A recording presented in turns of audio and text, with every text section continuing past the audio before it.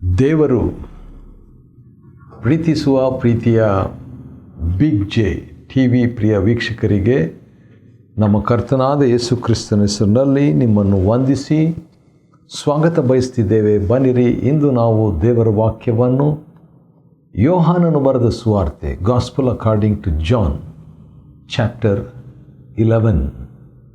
11ನೇ ಅಧ್ಯಾಯದಿಂದ ಅಧ್ಯಯನ ಮಾಡಿಕೊಳ್ಳೋಣ. ಯೋಹಾನ 11:1-32 ವಚನಗಳಲ್ಲಿ ಇರುವಂಥ ಒಂದು ಮಹಾಸತ್ಯ ಏನಂತ ಹೇಳಿದರೆ,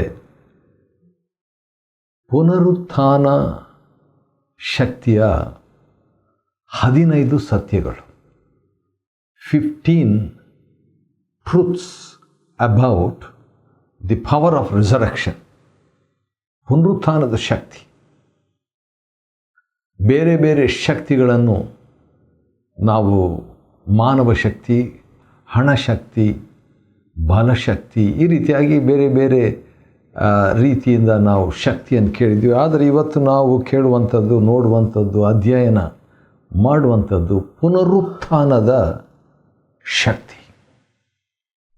ಅಂದರೆ ಪುನರುತ್ಥಾನದ ಶಕ್ತಿ ಅಂದರೆ ಸಿಂಪಲಾಗಿ ಹೇಳಿಬಿಡಬೇಕಾದ್ರೆ, ಪುನರುತ್ಥಾನ ಆದ ಮೇಲೆ ಬರುವಂಥ ಶಕ್ತಿ ಅಷ್ಟೇ ಅಲ್ಲ, ಅದು ಮರಣವನ್ನು, ಪುನರುತ್ಥಾನಕ್ಕೆ ಮುಂಚೆಯೇ ಮರಣವನ್ನು ಜಯಿಸುವಂಥ ಶಕ್ತಿ ಪುನರುತ್ಥಾನದ ಶಕ್ತಿ. ಸರಿ, 11ನೇ ಅಧ್ಯಾಯ ಯೋಹಾನನು ಬರೆದ ಸುವಾರ್ತೆ ಮತ್ತು 2ನೇ ವಚನ, 1ನೇ ವಚನದಿಂದ ಓದಿಕೊಳ್ಳೋಣ. ಅದೇನಂತ ಹೇಳಿದ್ರೆ, ಮರಿಯಳ ಮತ್ತು ಆಕೆಯ ಸಹೋದರಿಯಾದ ಮಾರ್ತಳ ಊರಾದ ಬೇಥಾನ್ಯದಲ್ಲಿ ಲಾಜರನೆಂಬ ಅವನು, ಅಂದರೆ ಅವನ ತಮ್ಮ, ಅಸ್ವಸ್ಥನಾಗಿದ್ದನು ಮತ್ತು ಕರ್ತನ ಪಾದಗಳಿಗೆ ತೈಲವನ್ನು ಹಚ್ಚಿ ತನ್ನ ತಲೆ ಕೂದಲಿನಿಂದ ಯೇಸುವಿನ ಪಾದಗಳನ್ನು ಒರೆಸಿದ ಈ ಮರಿಯಳ ಸಹೋದರನಾದ ಲಾಜರನೇ ಅಸ್ವಸ್ಥನಾಗಿದ್ದನು. ಯಾರದು ಅಂತ ಹೇಳ್ಬಿಟ್ಟು. ಹಾಗಾದರೆ ತಲೆ ಕೂದಲು ಮಹಿಳೆಗೆ 1 ಕೊರಿಂಥ 11 ಪ್ರಕಾರವಾಗಿ ಅದು ಒಂದು ಮಹಿಮೆ, ಅದು ಮಾನ, ಅದು ಗೌರವ. ತಲೆ ಕೂದಲು, ಆ ತಲೆ ಕೂದಲು, ಅದರಿಂದ ಯೇಸುವಿನ ಪಾದಗಳಿಗೆ ತೈಲವನ್ನು ಹಚ್ಚಿ ತನ್ನ ತಲೆ ಕೂದಲಿನಿಂದ ಯೇಸುವಿನ ಪಾದಗಳನ್ನು ಒರೆಸಿದ ಮರಿಯಳು ಅಂತ ಹೇಳಿದರೆ, ಯೇಸುವನ್ನು ಗೌರವಿಸಿದ ಮರಿಯಳು ಅಂತ ಅರ್ಥ. ಹಾಗಾದರೆ ಪುನರುತ್ಥಾನ ಶಕ್ತಿಯ 1ನೇ ಸಂಗತಿ ಏನಂದರೆ, ಪುನರುತ್ಥಾನದ ಶಕ್ತಿಯು ಕರ್ತನನ್ನು ಗೌರವಿಸಿದ ಮನೆಯಲ್ಲಿ ಕಾಣಿಸಿಕೊಳ್ಳುತ್ತದೆ. The power of resurrection is seen or manifested in the house that honored Christ. ಕ್ರಿಸ್ತನನ್ನು ಗೌರವಿಸಿದ ಸ್ಥಳದಲ್ಲಿ ಪುನರುತ್ಥಾನದ ಶಕ್ತಿ. 2ನೇದಾಗಿ 3ನೇ ವಚನ ಯೋಹಾನ 11:3ರಲ್ಲಿ ಪುನರುತ್ಥಾನದ ಶಕ್ತಿಯ ಬಗ್ಗೆ 15 ಸತ್ಯಗಳಲ್ಲಿ ಒಂದು ಸತ್ಯ ಈಗ ತಾನೇ ಮುಗಿತು. 2ನೇ ಸತ್ಯವನ್ನು ನಾವು ನೋಡಲಿಕ್ಕಿದ್ದೇವೆ. ಅದೇನೆಂದರೆ, ಪುನರುತ್ಥಾನದ ಶಕ್ತಿಯು ಪ್ರೀತಿಸುವ ಮನೆಯಲ್ಲಿ. The power of resurrection in the house that loves god. 3ನೇ ವಚನ 11:3 ಯೋಹಾನ, ಕರ್ತನೇ ನೀನು ಪ್ರೀತಿಸುವವನು ಅಸ್ವಸ್ಥನಾಗಿದ್ದಾನೆ ಎಂದು ಹೇಳಿ ಕಳಿಸಿದ್ರಂತೆ. ಯಾಕಂತ ಹೇಳಿದರೆ 5ನೇ ವಚನದಲ್ಲಿ ಕೂಡ ನಾವು ನೋಡುವಾಗ 3 ಮತ್ತು 5, ಯೋಹಾನ 11, 3 ಮತ್ತು 5. 5ನೇ ವಚನದಲ್ಲಿ ಮಾರ್ತಳನ್ನು, ಅವಳ ಸಹೋದರಿಯನ್ನು ಮತ್ತು ಲಾಜರನನ್ನು ಯೇಸು ಪ್ರೀತಿಸುತ್ತಿದ್ದರು. ಹಾಗಾದರೆ ಇದು ಪುನರುತ್ಥಾನದ ಶಕ್ತಿ, ಪುನರುತ್ಥಾನ ಶಕ್ತಿಯು ಕಾಣಿಸಿಕೊಳ್ಳುವಂಥ ಕಡೆ ಯಾವುದಂದರೆ ದೇವರನ್ನು, ಕ್ರಿಸ್ತನನ್ನು ಗೌರವಿಸಿದ ಕಡೆಯಲ್ಲಿ. 2ನೇದು, ಕ್ರಿಸ್ತನನ್ನು ಪ್ರೀತಿಸುವ ಕಡೆಯಲ್ಲಿ. ಇದು ಎರಡನೇ ಸತ್ಯ. ಮೂರನೇದಾಗಿ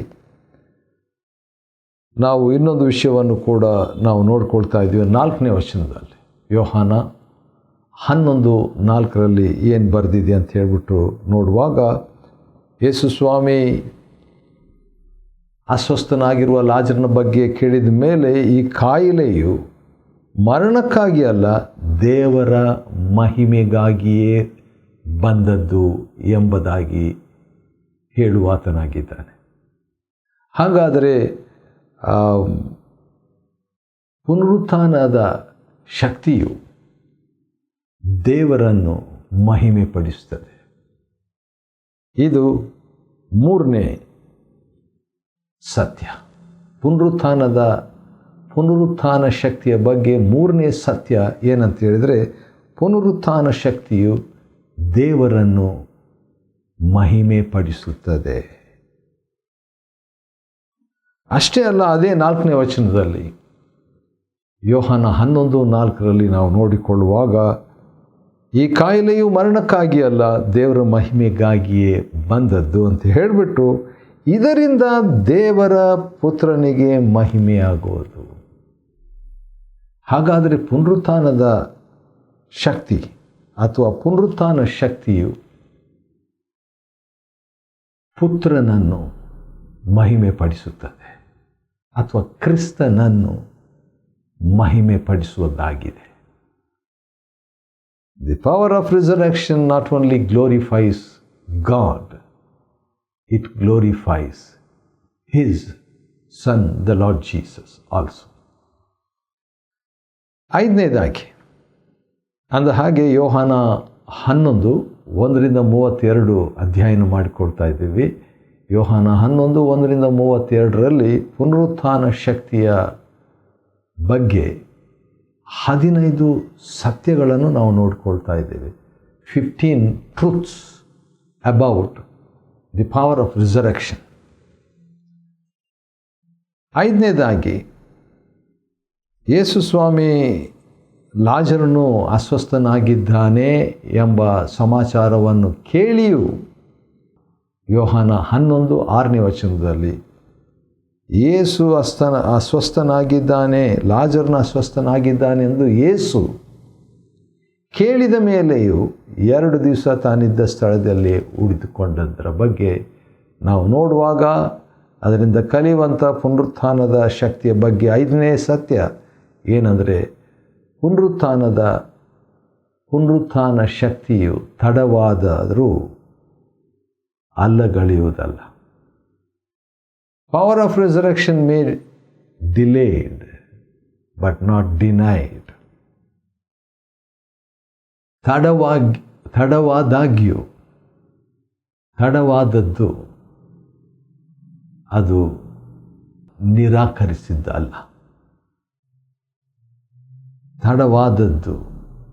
ತಡವಾಗಿತ್ತು, ಆದರೆ ನಿರಾಕರಿಸಲಾಗಿರಲಿಲ್ಲ.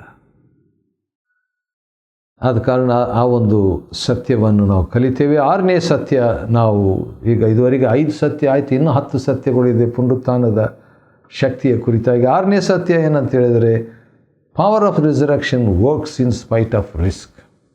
ಪುನರುತ್ಥಾನ ಶಕ್ತಿಯು ಸಾಹಸ ಅಪಾಯಗಳಿದ್ದರೂ ಕಾರ್ಯ ಮಾಡ್ತದೆ. ಯಾಕಂತೇಳಿದರೆ 8ನೇ ವಚನ, ಯೋಹಾನ 11:8 ಶಿಷ್ಯರು, ಬೋಧಕರೇ, ಈಗ ಯಹೂದ್ಯರು ನಿಮ್ಮ ಮೇಲೆ ಕಲ್ಲೆಸೆಯಬೇಕೆಂದು ಹುಡುಕುತ್ತಿದ್ದಾರೆ, ಅಲ್ಲಿ ಹೋಗ್ತೀರಾ ಅಂತ ಹೇಳ್ಬಿಟ್ಟು ಯೇಸು ಸ್ವಾಮಿಯನ್ನು ಶಿಷ್ಯರು ಕೇಳ್ತಾರೆ. ಯಾಕಂದರೆ ಅಲ್ಲಿ ಹೋಗೋದು ರಿಸ್ಕು, ಸಾಹಸ, ಅಪಾಯ. ಆ ಅಪಾಯ ಇದ್ದರೂ ಕೂಡ ಪುನರುತ್ಥಾನ ಶಕ್ತಿಯು, ಯೇಸು ಸ್ವಾಮಿಯಲ್ಲಿ ಆ ಪುನರುತ್ಥಾನ ಶಕ್ತಿ ಇತ್ತು. ಆ ಶಕ್ತಿಯನ್ನು ತಕ್ಕೊಂಡು ಈಗ ಲಾಜರನ ಸಮಾಧಿಗೆ ಹೋಗ್ತಾ ಇದ್ದಾರೆ. ಇವರಿಗೆ ಒಂದು ರಿಸ್ಕ್ ಇತ್ತು, ಇವರನ್ನೇ ಕಲ್ಲೆಸೆಯುವುದಂದರೆ ಇವರನ್ನೇ ಕೊಲ್ಲಬೇಕಂತಿದ್ದಾರೆ. ಪುನರುತ್ಥಾನ ಶಕ್ತಿ ಇರುವಾತನನ್ನೇ ಕೊಲ್ಲಬೇಕೆಂದು ಜನರು ಯೋಚನೆ ಮಾಡ್ತಾ ಇದ್ದರು ಕೂಡ ಪುನರುತ್ಥಾನ ಶಕ್ತಿಯು ಆ ಸಾಹಸಗಳ ನಡುವೆ ಕಾರ್ಯ ಮಾಡಿತು. It works, the power of resurrection works in spite of risk. ಏಳನೇದಾಗಿ ಇನ್ನೊಂದು ವಿಷಯ ನಾವು ನೋಡಬೇಕು. ಪುನರುತ್ಥಾನ ಶಕ್ತಿಯು ದೃಢತೆಯನ್ನು, ದೃಢ ಸತ್ಯವನ್ನು ನೀಡುವುದಾಗಿದೆ. The power of resurrection is confirmed. ಪುನರುತ್ಥಾನ ಶಕ್ತಿ ಅಂತೇಳಿ ಸುಮ್ಮನೆ ಅದು ಕೇಳೋದಲ್ಲ, ಅದಕ್ಕೆ ದಾಖಲೆ ಇರಬೇಕು, ಡಾಕ್ಯುಮೆಂಟ್ ಇರಬೇಕು, ಅದು ನಿಜ ಇರಬೇಕು, ಅದಕ್ಕೆ ಖಚಿತತ್ವ ಇರಬೇಕು, ಅದಕ್ಕೆ ಪ್ರೂಫ್ ಇರಬೇಕು, ನಿರೂಪಣೆ ಇರಬೇಕು. ಆದ ಕಾರಣ ಇಲ್ಲಿ ಯೇಸು ಸ್ವಾಮಿ ಏನಂತ ಮಾತಾಡ್ತಾರೆ, 11ನೇ ಅಧ್ಯಾಯ ಯೋಹಾನನು ಬರೆದ ಸುವಾರ್ತೆ, ಯೋಹಾನ 11:14 ಯೇಸು ಸ್ಪಷ್ಟವಾಗಿ ಅವರಿಗೆ ಲಾಜರನು ಸತ್ತು ಹೋಗಿದ್ದಾನೆ, ಕನ್ಫರ್ಮ್ಡ್. ಯಾಕಂದರೆ ನಿದ್ರೆ ಮಾಡ್ತಿದ್ದಾನೆ ಹೀಗೆಲ್ಲ ಹೇಳಿದಾಗ ಹಾಗಾದರೆ ವಿಶ್ರಾಂತಿ ತಾನೇ ಚೆನ್ನಾಗಾಗ್ಬೋದಂತ ಶಿಷ್ಯರು ಅಂದ್ಕೊಂಡ್ರು. ಆದರೆ ಯೇಸು ಸ್ವಾಮಿ ಕನ್ಫರ್ಮ್ಡ್, ಡೆತ್, ಮರಣ ಅದು ಮನದಟ್ಟ, ದೃಢ ಎಂಬುದಾಗಿ. ಪುನರುತ್ಥಾನದ ಶಕ್ತಿಯು ಅದು ಯಾವ ರೀತಿಯಾಗಿ ಡೆತ್ ಸರ್ಟಿಫಿಕೇಟ್ ಅಂತ ಹೇಳ್ತಾರಲ್ಲ, ಆ ರೀತಿಯಾಗಿ ಒಂದು ಮರಣ ಪತ್ರವಾಗಿ ದಾಖಲೆಯಾಗಿ ಯೇಸು ಸ್ವಾಮಿ ಹೇಳ್ತಾರೆ. ಆನಂತರ ಯೋಹಾನ 11:15 ಯೇಸು ಸ್ವಾಮಿ ಇನ್ನೊಂದು ಮಾತು ಹೇಳ್ತಾರೆ. ಅದೇನಂತ ಹೇಳಿದ್ರೆ, ನಿಮಗೆ ನನ್ನಲ್ಲಿ ನಂಬಿಕೆ ಬರುವಂತೆ ಇದೆಲ್ಲ ನಡೆದಿದೆ. ವಾವ್! ಪುನರುತ್ಥಾನ ಶಕ್ತಿ ನಂಬಿಕೆಯನ್ನು ಹೆಚ್ಚಿಸ್ತದೆ. The power of resurrection increases faith. ಶಿಷ್ಯರಲ್ಲಿ ನಂಬಿಕೆ ಹೆಚ್ಚಾಗಲಿಕ್ಕೋಸ್ಕರವಾಗಿ ಈ ರೀತಿಯಾಗಿ ಆಯ್ತಂತೆ ಸ್ವಾಮಿ ಹೇಳ್ತಾರೆ. ಸರಿ, ಅನಂತರ ಇನ್ನೊಂದು ವಿಷಯ ನಾವು ನೋಡಿಕೊಳ್ಬೇಕು. ಅನಂತರ ಅದು 9ನೇದಾಗಿ ಪುನರುತ್ಥಾನ ಶಕ್ತಿಯು, ಅದರ ಬಗ್ಗೆ ನಾವು ನೋಡುವಾಗ ಅದು 4ನೇ ದಿನ ಕಾರ್ಯ ಮಾಡ್ತಿದೆ. The power of resurrection operates on the 4th day. ಯಾಕಂತ ಹೇಳಿದ್ರೆ ಯೋಹಾನ 11:17 ಸಮಾಧಿ ಹತ್ರ ಬಂದಾಗ ಆಗಲೇ 4 ದಿವಸಗಳು ಆಗಿಬಿಟ್ಟಿದ್ದು. ಅನಂತರ 10ನೇದಾಗಿ ಇನ್ನೊಂದು ವಿಷಯ ನಾವು ನೋಡಬೇಕು. ಪುನರುತ್ಥಾನದ ಶಕ್ತಿ ಈಗಲೇ ಕಾರ್ಯ ಮಾಡುವಂಥದ್ದಾಗಿದೆ. The power of resurrection works even now. ಮಾರ್ತಳು ಹೇಳ್ತಾಳೆ, ಸ್ವಾಮಿ ನೀನು ಇಲ್ಲಿದ್ದಿದ್ರೆ ನನ್ನ ತಮ್ಮನ ಸಾಯ್ತಿರಲಿಲ್ಲ ಅಂತ ಹೇಳಿಬಿಟ್ಟು 22ನೇ ವಚನ ಯೋಹಾನ 11:22, ಈಗಲೂ ನೀವು ದೇವರನ್ನು ಏನು ಕೇಳಿಕೊಂಡರೂ ದೇವರು ಅದನ್ನು ನಿಮಗೆ ಕೊಡ್ತಾರೆ ಎಂಬುದಾಗಿ ಹೇಳುವಂಥದ್ದು. ಪುನರುತ್ಥಾನ ಶಕ್ತಿ ಈಗಲೂ ಕಾರ್ಯ ಮಾಡ್ತದೆ. 11ನೇದಾಗಿ ಪುನರುತ್ಥಾನ ಶಕ್ತಿಯು ನಿಶ್ಚಯ ನೀಡುವುದಾಗಿದೆ. The power of resurrection assures. ಯಾಕಂತ ಹೇಳಿದ್ರೆ ಯೇಸು ಸ್ವಾಮಿ ಬಗ್ಗೆ ಮಾತನಾಡುವಾಗ, ನಿನ್ನ ಸಹೋದರನು ಪುನಃ ಜೀವಂತನಾಗಿ ಎದ್ದೇಳುವನು, ಅಶ್ಯೂರ್. ಯೋಹಾನ 10:23. ಪುನರುತ್ಥಾನ ಶಕ್ತಿ ನಿಶ್ಚಯವನ್ನು ನೀಡುತ್ತದೆ. ಆ ರೀತಿಯಾಗಿ ಹೇಳಿದಾಗ ಆ ಮಾರ್ತಳ ಪ್ರತಿಕ್ರಿಯೆ ಏನಿದೆ ನೋಡೋಣ. 11ನೇ ಅಧ್ಯಾಯ ಮತ್ತು 25ನೇ ವಚನ ಅಥವಾ 24ನೇ ವಚನದಿಂದ ನೋಡೋಣ.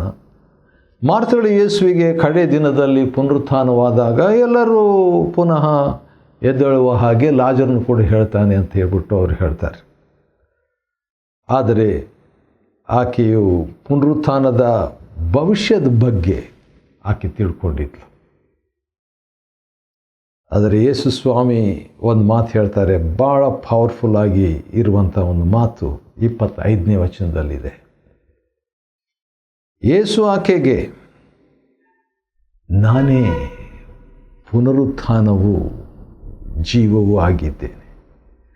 ಪುನರುತ್ಥಾನದ ಶಕ್ತಿಯು ಒಬ್ಬ ವ್ಯಕ್ತಿಯು. Wow! The power of resurrection is A person. ನಾನೇ ಪುನರುತ್ಥಾನ.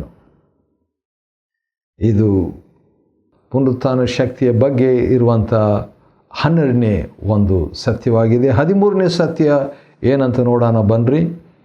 26, 27 ಈ 2 ವಚನಗಳಲ್ಲಿ ನಂಬಿಕೆ ನಂಬಿಕೆ ನಂಬುತ್ತೀಯ ನಂಬಿದ್ದೇನೆ ಎಂಬುದಾಗಿ ನೋಡ್ತೀವಿ. ಹಾಗಾದರೆ faith activates power of resurrection.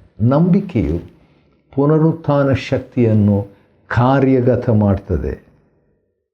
ಯಾಕಂದರೆ ನಂಬಿಕೆ ಇಟ್ಟರೆ ನಂಬುತ್ತೀಯ ಅಂತ ಹೇಳಿದರೆ ನಂಬಿದ್ದೇನೆ ಎಂಬುದಾಗಿ ಆಕೆ ಹೇಳ್ತಾಳ್ರಿ.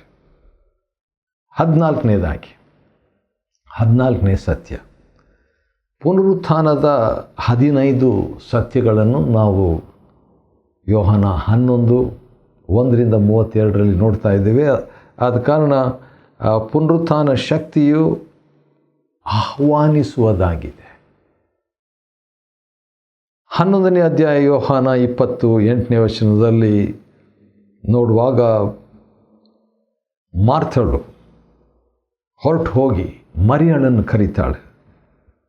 ಬೋಧಕರು ಸ್ವಾಮಿ ನಿನ್ನನ್ನು ಕರೆಯುತ್ತಾರೆ ಅಂತ ಹೇಳ್ಬಿಟ್ಟು ಆಹ್ವಾನಿಸ್ತದೆ. 15ನೇದಾಗಿ ಕೊನೆಯದಾಗಿ ನೋಡುವಾಗ ಮರಿಯಳು ಬಂದುಬಿಟ್ಟು ಹೇಳ್ತಾಳೆ, ಕರ್ತನೇ ನೀವು ಇಲ್ಲಿ ಇದ್ದಿದ್ದರೆ ನನ್ನ ಸಹೋದರನು ಸಾಯುತ್ತಿರಲಿಲ್ಲ ಅಂತ ಹೇಳ್ಬಿಟ್ಟು. ಪುನರುತ್ಥಾನ ಶಕ್ತಿಯು